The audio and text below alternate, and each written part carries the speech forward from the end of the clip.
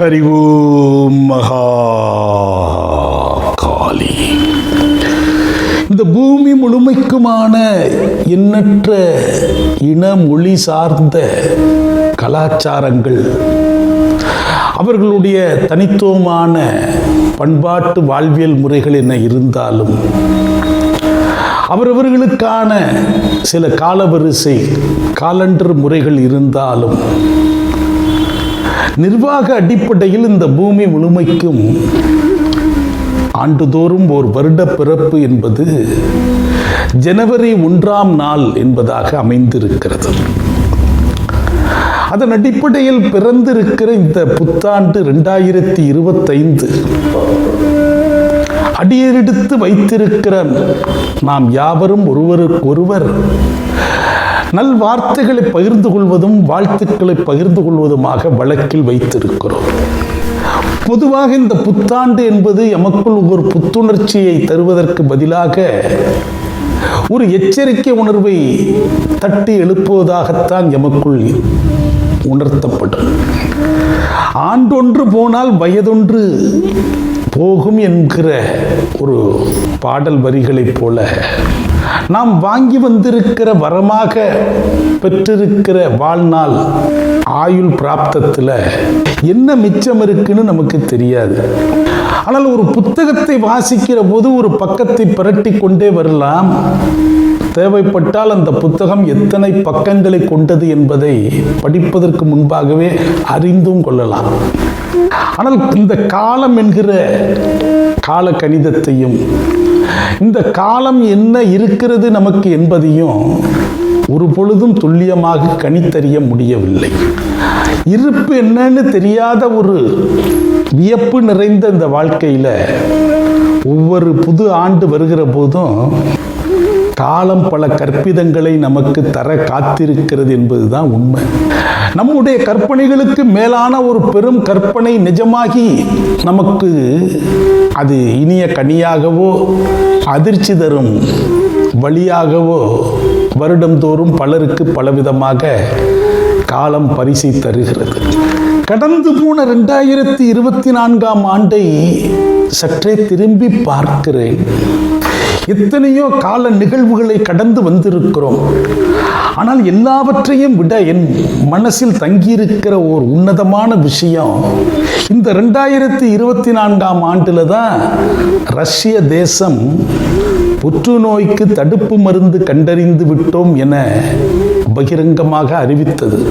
அந்த அறிவிப்பு தான் ஒரு வர்ணிக்க முடியாத ஒரு உயர்ந்த செல்வத்தை நாம் அறுவடை செய்த ஒரு ஆண்டு என்கிற ஒரு பெரும் நிறைவு அந்த ஆண்டை நினைக்கிற போது ஏற்படுகிறது. இந்த 2025ஆம் ஆண்டு எப்படி இருக்கும் என்கிற அனுமானங்கள் எல்லா பக்கமும், எல்லா தேசங்களிலும், எல்லா மொழி பேசும் மானுடர்களிடமும் ஒரு வியப்பையும் எதிர்பார்ப்பையும் சில பல ஆசைகளையும் அனுமானங்களையும் கற்பனை வடிவில் கண்டுகளிப்பர், பேசி மகிழ்வர். எதுவும் எதிர்பார்ப்புக்கு மாறாக நடப்பது இயற்கையினுடைய விதி. நமக்கு கிடைத்த மிக பெரும் ஆசிரியர்களில் முதன்மையானவர் காலம்தான். காலம்தான் எல்லாவற்றையும் கற்றுத்தருகிறது. ஒரு துன்ப துயரத்தில் சிக்கியவனுக்கு பெரும் ஆறுதலாக அமைவது காலம். காலத்தால் மனம் புண்பட்ட மனம் மெல்ல மெல்ல குணம் பெறும். காலமே மருந்தாக அமையும். ஒவ்வொரு காலங்களிலும் பலவிதமான ஞானத்தை அனுபவத்தின் வாயிலாக நாம் பெற்றிருப்போம். ஆக காலம் என்கிற ஆசிரியர் என்ன மாதிரி பாடங்களை 25இல் நமக்கு பயிற்றுவிப்பார் என்பதும் நாம் முன்பு அறியாத ஒன்றாக இருக்கிறது. ஒரு வகுப்புக்கு வர இருக்கிற புது ஆசிரியரை போல பிறந்திருக்கிற இந்த ஆண்டு வந்திருக்கிற ஆசிரியர் என்ன மாதிரி பாடங்களை எடுக்க இருக்கிறார் என்பதை அவர் பாடம் நடத்த ஆரம்பித்த பிறகுதான் நாம் அறிய முடியும். அப்படியானதுதான் இந்த புத்தாண்டும் அதனுடைய பயணங்களும். பிழை என்று தெரிந்து ஒரு பிழையை செய்தல் தவறு, குற்றம் என்று தெரிந்து ஒரு குற்றம் செய்தல் தவறு. அறியாமை என்பது மன்னிக்கக்கூடியது. சமூக நன்னெறிகளில் நாம் ஒரு பொழுதும் காம்ப்ரமைஸ் செய்யக்கூடாது. சமரசம் செய்யக்கூடாது. எத்தனை இழப்புகள் நேர்ந்தாலும் நன்னெறி சார்ந்த வாழ்விலிருந்து அடிபெறலாமல் வாழ்வது நம் வாழ்க்கையை ஒரு புடம்போட்ட தங்கமாக நம் காலத்திற்கு பிறகு மிளிர வைக்கக்கூடியது. நம்மை சார்ந்தோர்களால் மெச்சும்படியான ஒரு அமைப்பு, மன நிறைவு, நம் சார்ந்த குடும்பத்தினர் கொண்டாடுகிற ஒரு சூழல் எல்லாமே நாம் போற்றுகிற நன்னெறி வாழ்வுக்கு தான் கிடைக்கும். நம்முடைய புற அலங்கார வாழ்வு போலியான அந்தஸ்து மரியாதைகளை உருவாக்குவதன் மூலம் அது ஒரு நீர்க்குமிழி வாழ்வாக இருந்துவிடும். நமக்கு தெரியும் நாம் யார் என்பது. நம் மனசாட்சி நம்மை துல்லியமாக எடை போட்டு சொல்லும். நம் மனம் நம்மை கொண்டாடுகிறதா என்பதை சுய பரிசோதனை செய்ய வேண்டும். நாம் பத்திரமாத்து தங்கமா என்பது நாம் அறிந்து கொண்டு விடக்கூடிய ஒரு அதிநுட்ப ரகசியம். எந்த நிலையிலையும் ஒரு குற்றமில்லா ஒரு உணர்வோடு, ஒரு குற்றமில்லா பெருவாழ்வு வாழ்ந்த நிறைவோடு வாழ்வது எப்படி என்பதை அனுதினமும் சீர்தூக்கி நம்மளுடைய வாழ்க்கை பயணத்தை அமைக்கணும். பழிபாவத்துக்கு அஞ்சுகிற வாழ்வு அவசியம். தெய்வ அச்சம் இருக்க வேண்டும்.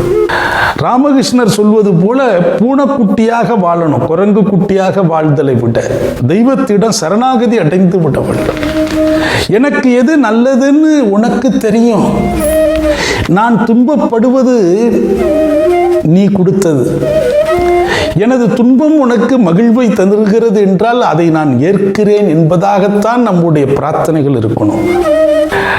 ஏதோ ஒரு காரணத்தினால் நீ செய்கிற நன்மைதான் இந்த துன்பம் எமக்கு ஏற்பட்டிருக்கிறது என்கிற ஒரு அர்த்தத்தை புரிந்து கொள்ள வேண்டும். வாழ்க்கையினுடைய அதிநுட்பமான நுணுக்கங்களை நாம் ஆழ்ந்து தோய்ந்து ஆழமாக உணர புரிய வரும். அப்போது வாழ்வின் அர்த்தமும் புரியும். நாம் யார் என்கிற வினாவுக்கான விடையும் வரும். நேற்று இருந்ததை விட இன்று நாம் பண்பட்டு இருக்கிறோம், முதிர்ந்து இருக்கிறோம்.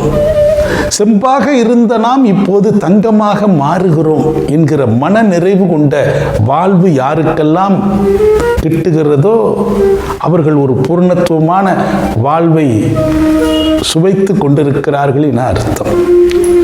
அத்தகைய ஒரு அதிநுட்ப இலக்கோடு இந்த பயணங்கள் நடக்க வேண்டும்.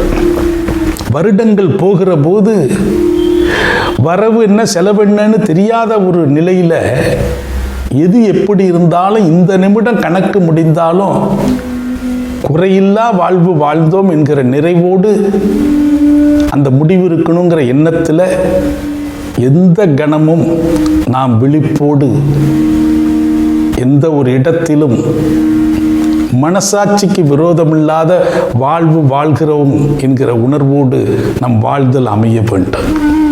ஹரி ஓம் மகா.